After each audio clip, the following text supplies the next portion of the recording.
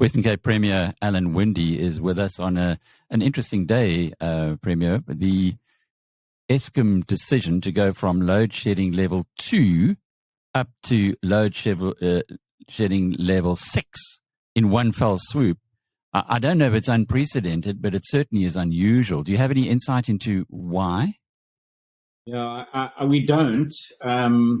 We can't rule out sabotage, and especially sabotage for political reasons, because it just seems that when there's a big electoral conference, there seems to up the level of sabotage.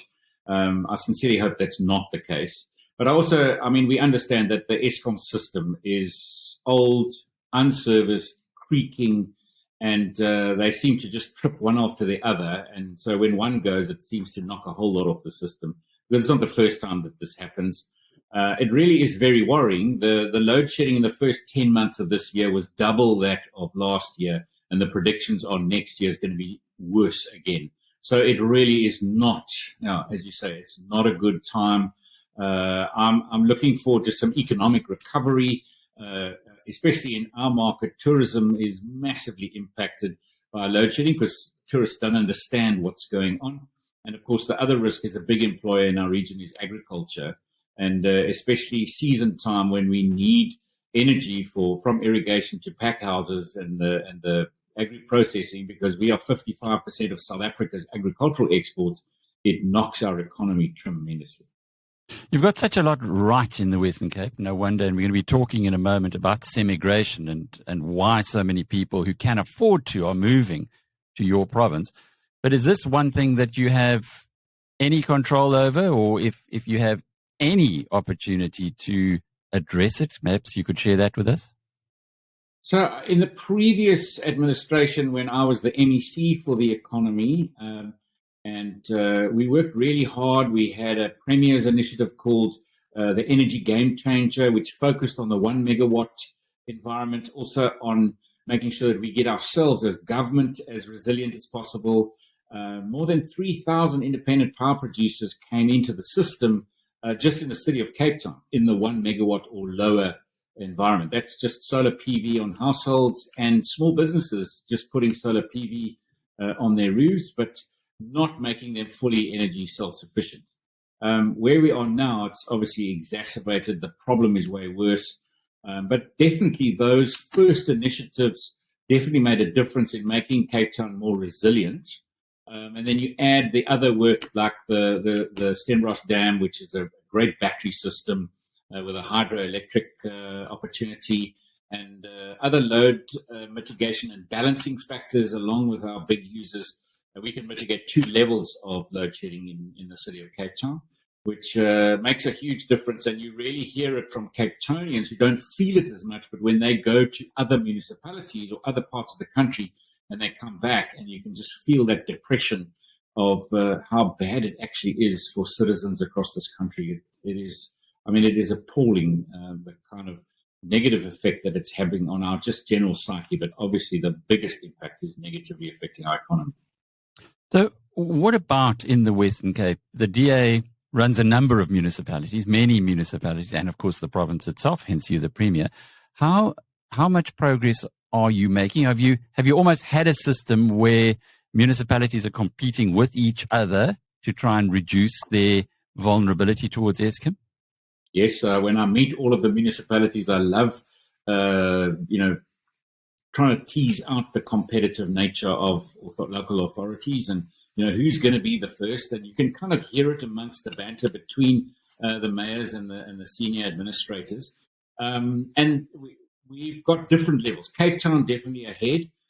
They're also the first out of the blocks with 100 megawatt capacity tendering that was open to municipalities. So 3 months ago, they already closed their tender in that 100 megawatt space. They actually called for 200 megawatts, and it sounds as though they've got nearly up to 500 megawatts that's coming in tenders. They have evaluated the initial stage, and now they're going to get into the transactional space. The other municipalities, Stellenbosch municipality seems to be really doing well, and they're just about to go out on tender. Mossel Bay and George also doing well. I'm seeing Saldanha Bay being very, very proactive. So across the board, you're seeing our other municipalities, and sometimes in different ways. If I take George, for example, they really have got some really innovative wheeling programs in place, which is actually going to enable the movement of power from one business to another, or even from one municipality to another. So other municipalities can now learn from the work that they've done. We create these platforms where we can learn from each other, but also compete with each other, because I believe in competition, and I think competition ends up giving us as citizens a good result.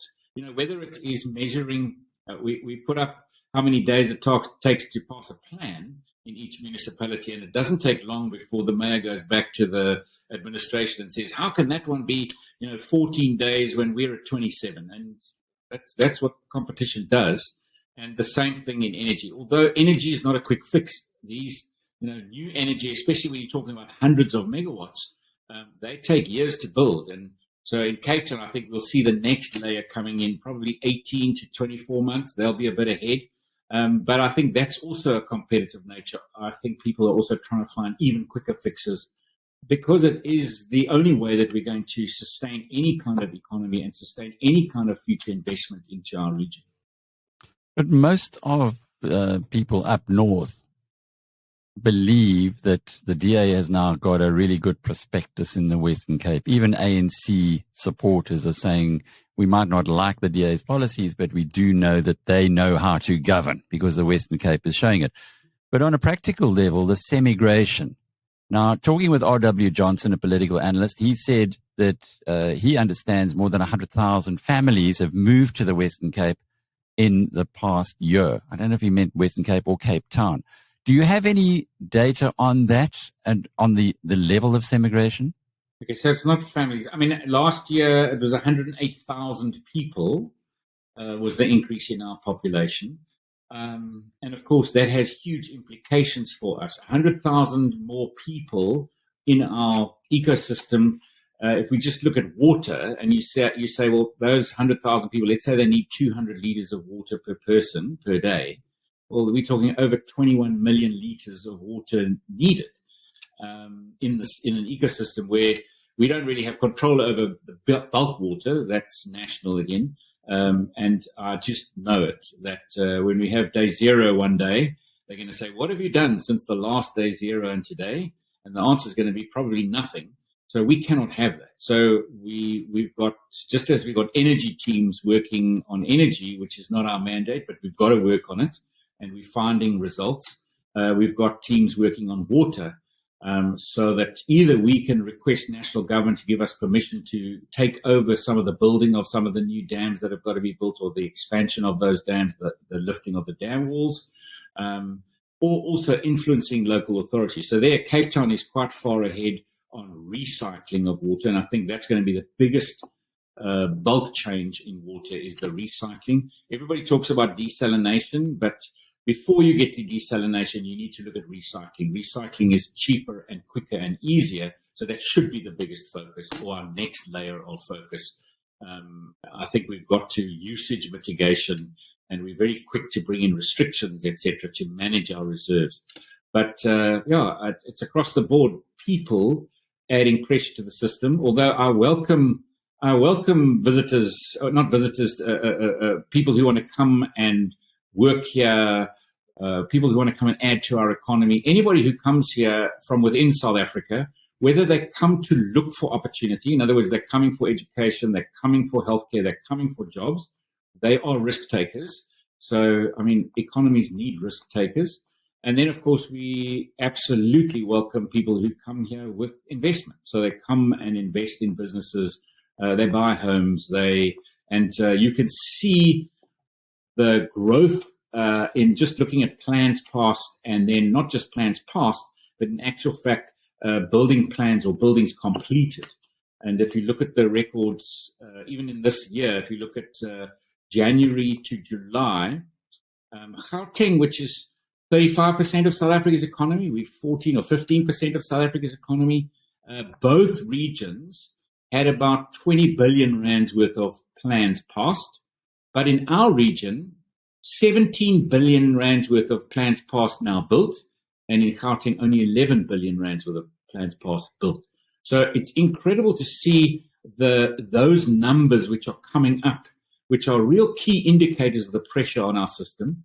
Of course, that's also investment. I mean, any building plan pass is an investment, creating jobs in the construction industries and the supply value chains around that construction industry. I mean, you can see it also just on the number of plane tickets and the volume of people traveling between the economic hub of our country, which is Gauteng, and the Western Cape, which, should I say, we're working very hard to become the next economic hub. But you can see those indicators. And our initial outline of the next, or to 2030, is that our population should grow by 1.3, 1.4 million people between now and 2030. That's 7 years. That's a lot of people, and that trajectory is growing. So that puts a lot of pressure on us as a government. But you spoke earlier about, what we focus on. We've spent, since we came into power in the province, we spent a lot of time on getting our governance right, getting our systems right. Because if you don't have governance and systems, if your systems are driven through or by and managed through corrupt activities, and I mean, you can't hope to go to the next level, which is about saying, how do you get service delivery right? You've got to make sure that you know that your governance is in place, that you're running proper systems, because then you can only move to the next level. And I think that's really put us in good stead. You can still see in the audit outcomes. Although what I say to our officials now is that, good governance is a habit. It's just what you do. It's in your value system. It's how you go to work, because now our focus must be on the citizen. It must be on service delivery. But you can only get that right when you've got the governance right. And then to just give you a practical indication of what it means in 1.4 million people coming to our province. If we take the city of Bloemfontein and the number of people that live in Bloemfontein, and you think about that 1.4 million people, if you break it down to just the city of Cape Town, it means that the city of Bloemfontein is going to move to the city of Cape Town in the next 7 years. Now, I'll give you an indication what that means for us from a schooling point of view, an education point of view. There are 186 schools, government schools, in Bloemfontein. That means we need to create 186 more schools. Now, I don't know if you've seen, but our education spend and what we're putting into classrooms this year, by March, we'll have added in the last year an extra 840 new classrooms. Teachers, we've never put this number of teachers in place. We normally put between 300 and 500 teachers a year into the system. This year, we're putting 1,140 new teachers into the education system. And we're trying to partner with the private sector more and more and more, because the private sector are playing a really key role in enabling the education system.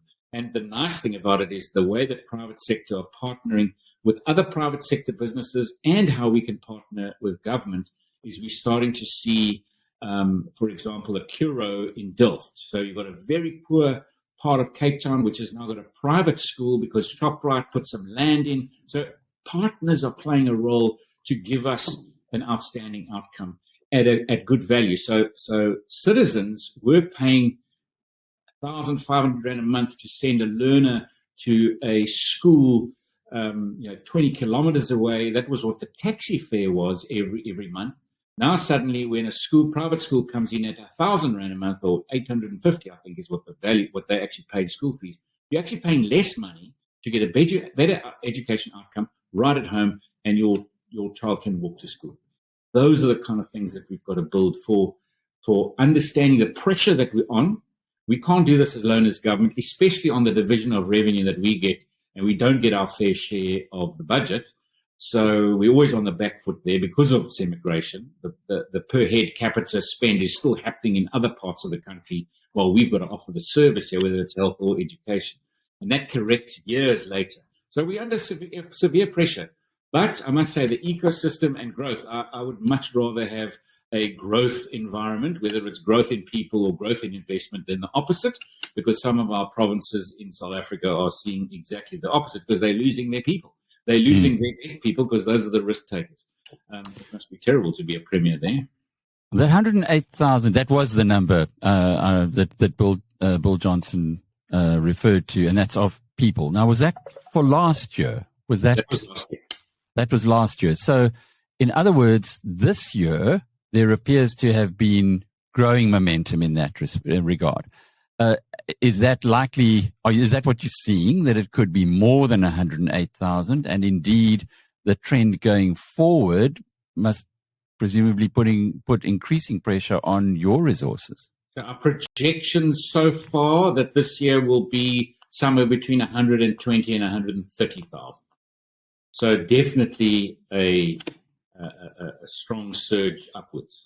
That's a 20% growth on already last year, ahead of the load shedding. What happens when Cape Town, 18 months to 2 years' time, has load shedding or has less load shedding than other parts of the country, with the projection that one day it won't have to have load shedding at all? If any business owner anywhere in this country were to consider the how critical it is to have uninterrupted power, they must be thinking very deeply about relocating their business and, of course, themselves in the same way. And is it, I'm just thinking of this, the logical conclusion to it would be very challenging indeed for the Premier of the Western Cape.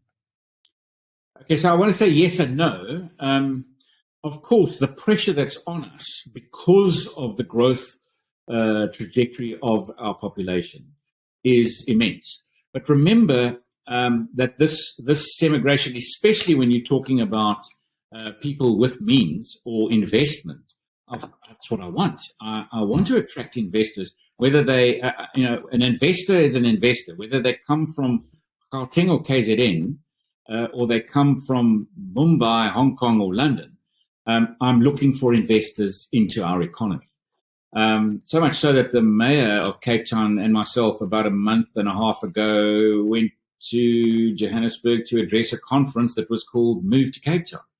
And we were alongside estate agents and schools and religious organizations saying, this is what we can offer you. So people are seeing it as a positive market.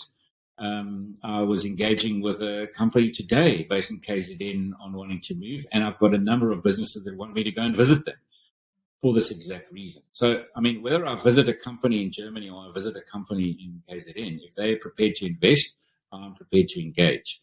But of course, there's the other side to this immense growth that we're seeing, and that is we also have to manage the citizens of our province. So the citizens of our towns and our cities is, citizens themselves love the idea of growth, but everyone says, yes, sure, densification, but not in my backyard. Go and do it somewhere else. So that is another management problem that we have, because the economy is driving this. I spoke about how many plans are being passed.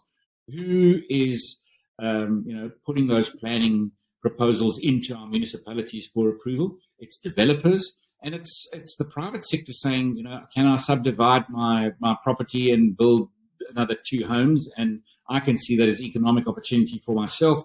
And we support that because we're seeing densification, but we've also got to manage that densification, and that puts other pressures on us. The planning for public transport, for mobility within that growing sector.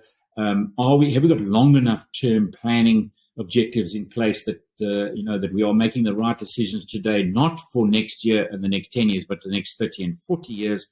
And what are the future development studies and the expansions? Our past history has always been expansion growth in cities and towns has always been geographical and moved outwards. So if you look at the number of people living in the city of Cape Town from a densification point of view, and you overlay the map of Cape Town to, say, Lagos or London or Sao Paulo, you'll see that we've got very low densification numbers versus those cities that I've just named. But the transition from a densification coefficient that we've got right now to where we actually need to be for a future city 50 years' time, it's a tough process to get your local citizens to buy into it, to understand that this is going to be for the economic benefit of the region, but also understanding that there are certain areas that are sacrosanct. We'll protect the mountain, we'll protect the the environment. We'll make sure we've got the ecological spaces identified, but we need to make sure that the other places identified are going to densify, and they're going to densify quite rapidly. It's an interesting challenge that you're faced with, but also the fact that you are looking to bring skilled people into an economy, which does have a multiplier effect. But just to close off with, you've been pretty supportive of the idea of visas for remote workers. Now, there are not too many places on earth which are more pleasant to live in for a remote worker than Cape Town. And given that remote work is now, the pandemic has enabled many people to not have to go into the office anymore. Are you making any progress on that strategy, on getting central government to issue visas for people anywhere in the world who might actually want to come and bring their money to Cape Town and contribute to the economy here? So first of all, I want to say the answer is no, much to our frustration. I was sitting with Dr. Aaron Motsoaledi, who's the minister responsible for putting this in place just the other day, and he gives me a whole long explanation of why it's not in place yet. The president's announced it a few times, and we still don't have it in place. But I want to say that it's happening. What happens is, you put a barrier up when there's a flood coming down and the water goes around the barrier. So it is happening, but people are doing it on tourism visas, etc., which is cumbersome because they've got to leave the country to reapply for a tourism visa to come back. It's very difficult. And our minister or MEC for the economy, is constantly hounding Home Affairs and on really pushing hard. Because I think it's about an ideology at a national level around understanding, a foreigner in this instance. This is someone from somewhere else around the world who's coming to this amazing place, but not really understanding the complexity of it. In actual fact, this person's coming here for a year and then they're going to go somewhere else. But in that year, they are going to earn their salary and they are working online in their current market. So why not have them working in our system, earning in dollars or euros, and then spending their dollars and euros here? In actual fact, all they are doing is adding to our economy. And it is the most amazing place to sell in that environment. I was engaging with one of those remote workers who he and his wife visited Cape Town about a year ago, the first time ever. They were blown away by the place, and they just packed up in Berlin and moved here.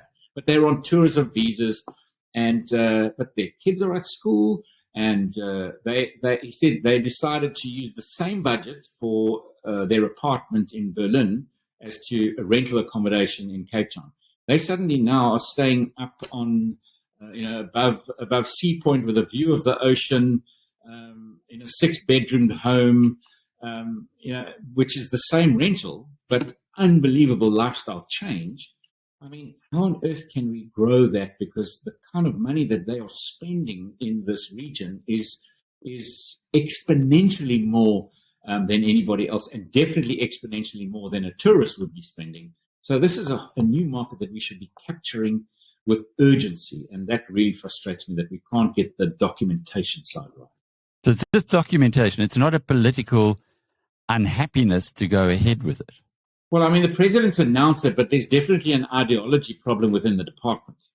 I think the department see this as, why do we want foreigners coming and living here? I mean, I'm just sort of predicting or assuming that that's the reason why it can't be done. I mean, it's so easy.